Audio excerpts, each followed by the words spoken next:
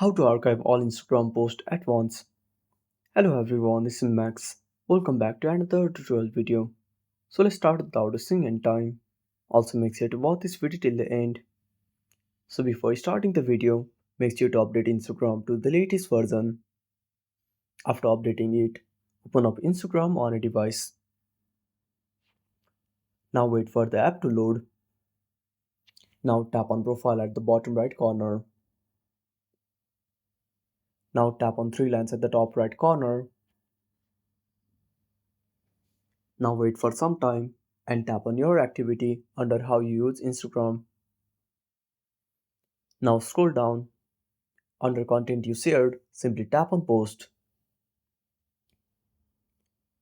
Now tap on select at the top right corner. Now select a post and tap on archive. Again tap on archive and that's it.